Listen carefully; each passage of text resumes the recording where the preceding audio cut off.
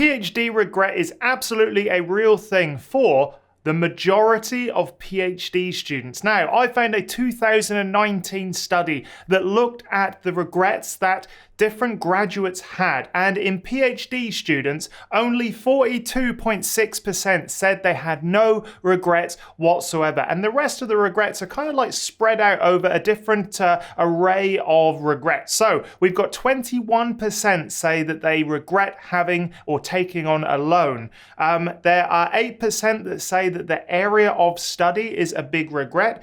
10.6% say that networking was one of the regrets they had. They didn't spend enough time networking. And 9.8% said they regret the amount of time that it took them to finish their PhD. So there are a range of different reasons why PhD students can regret doing a PhD. And in this video, I'm going to share with you some that I've experienced and some that I've seen from my other sort of like colleagues and cohort that I went through. So yeah, stay to the end because I'm going to give you some tips on actually surviving a PhD without regretting anything, hopefully. Okay, the first regret about doing a PhD is that you have to understand that when you do a PhD, you are stepping away from progress in any professional sense, in any career sense, for up to 5 to 7 years in the States. Now, the thing is that during your PhD time, you're kind of stagnant while the rest of your friends move forward. And I've talked about this in other videos, but essentially, you cannot lay the foundations of a good career during your PhD because when you get kicked out the other side, sure, you can apply for different industry jobs, but sometimes those industry jobs think you're overqualified. So what it does is it halts your growth in anything other than academia. So if you want to leave academia at the end of it, you're kind of you're seen as a new graduate. You're not seen as someone with a PhD necessarily, unless that field has a sort of like any credibility placed on having a PhD. So you are saying no to any obvious and real world professional goals for about 5 years. And what that does is it just puts you behind. It doesn't allow you to participate in adult life while all of your friends are earning compound interest on their investments and their superannuation or your retirement fund, your 401k, is that what it's in the US? But essentially, you just are halting your life for 5 years, and that can lead to a load of regrets. And importantly, it's all about what a PhD causes you to sacrifice, and we'll talk about those now. If this video is useful, please remember to give it a thumbs up, and also go sign up to my newsletter where you'll get 5 free emails over about 2 weeks. Everything from the tools I've used, the podcasts I've been on, and how to write a perfect abstract and more. It's exclusive content only available on that newsletter, so go sign up. I'll see you in your inbox. One of the biggest sacrifices that you make during your PhD is with relationships. Now, a lot of people don't really understand what a PhD is, and outside of academia, it can seem that it's a too big of an undertaking and that, you sacrifice a lot, and the people that are the closest to you are the ones that also sacrifice their relationship with you. So going into a PhD, you kind of have to explain to them what it is, what it isn't, and the sort of dedication and sort of commitment that you're going to be, you have to put into this process for about 3 to 5, even 7+ years.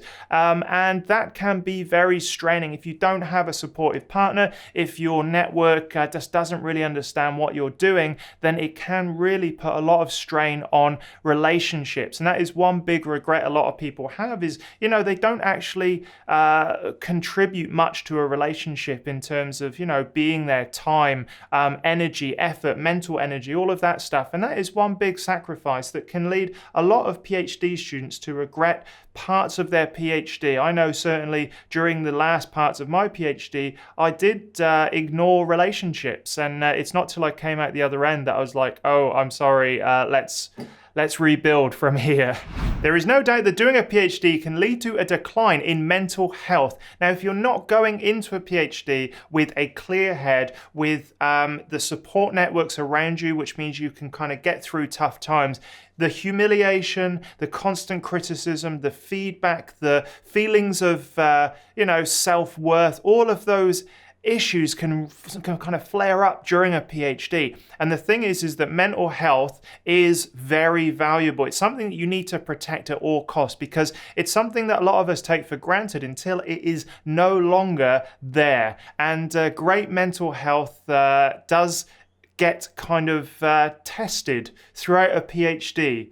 So if you do not have great mental health before going in, go check out my other video where I talk about the things you need to do before a PhD, and one of them is about mental health, making sure that you are fit, healthy, not only in your body but also mentally, so you can tackle a PhD. And the cost of a PhD for some people is that they have a decline in mental health, which leads to issues much on later on in life, and that is a regret that some people have. You know, only 42.6% have no regrets. And I'd say that a large portion of the people that have regrets also suffer from kind of mental health issues because of their PhD, because of the long-term stress that you put yourself under. And I think there's some people that just doesn't apply to, you know, like some people just sort of breeze through their PhD, and that's also a possibility. But I think that is not the case for the majority of PhD students. The financial regret is huge when you do a PhD. It's something that not a lot of people think about when they end up going for a PhD, but 21% of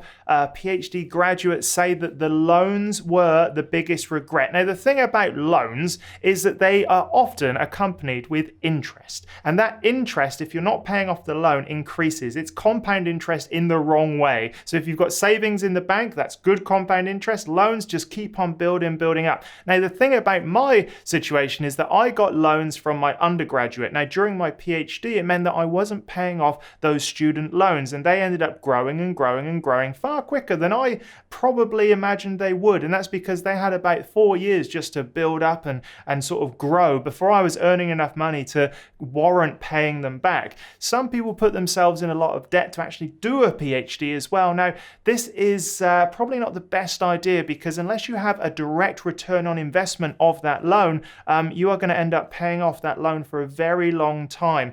And also not saving any money during your PhD is an issue, because it falls into the financial category of not laying great foundations early on in your life. As soon as you're able to kind of earn money, put stuff away, that compound interest, the good compound interest, will build up over your life. And the thing is that, you know, not putting $100 away when you're young could cost you many thousands of dollars in the future. And I think that financial component is something that a lot of people during a PhD regret. So how do you make sure that you don't regret your PhD? Well, first of all, you don't have to do a PhD. There are many more options that may actually suit your situation much better. Masters, a professional doctorate, or just training on the job. All of these are things that, as an academic person, I was not willing to embrace, because I was like, no, I should go for the best qualification that I can get. When in fact, I think a lot of the stuff I learned, I could have learned on a job, or I could have, done a master's to really learn and understand. And a master's is structured. It's 2 years, you're out, boom. PhD, it's unstructured. It's turbulent. It's very, very much about research, and that's not right for every person. I think that really understanding the sacrifices of doing a PhD means that you can tackle them early on. So, for example, networking, area of study, and time, all of these things sort of like can be solved by making sure that they are at the front of your mind. So, for example, time, make sure that you have a definite time to finish. You know, don't allow yourself to extend a PhD. Go check out my other videos where I talk about extending a PhD and why you probably shouldn't do it. Networking, make sure you take lots of opportunity to network, not only in academia, but also outside of academia. Get on LinkedIn, go to those professional meetings in your city, go to the conferences that aren't academic, go to the symposium that aren't academic. All of these networking opportunities will eventually allow you to kind of like understand what it is like outside of academia and build the appropriate connections. In a place like Adelaide, it is definitely who you know and not what you know. And it could be the same in your city or country. So go and network from as early on as possible in and outside of academia. Also, you need to make sure that the area of study that you're going into actually interests you in some way. Now, we can all get swept in by supervisors saying, hey, come with me, you're good at this. Yes, you're very good, you're so good, I love you. Come into my research team and it will be awesome. And the thing is that kind of initial love bombing from a supervisor can actually make you choose a subject that you're not actually very passionate about, because I think a lot of us like to conform socially, and as soon as we're told that we're good, we're great, we're awesome, we're like, yes, I like that person, I'm going to gravitate towards you. But in fact, you're gravitating towards the praise and not the subject that you'll end up doing mainly for about 3 to 5 to 7+ years. So separate the subject from the love bombing, and I think you'll be on the right track to having no regrets.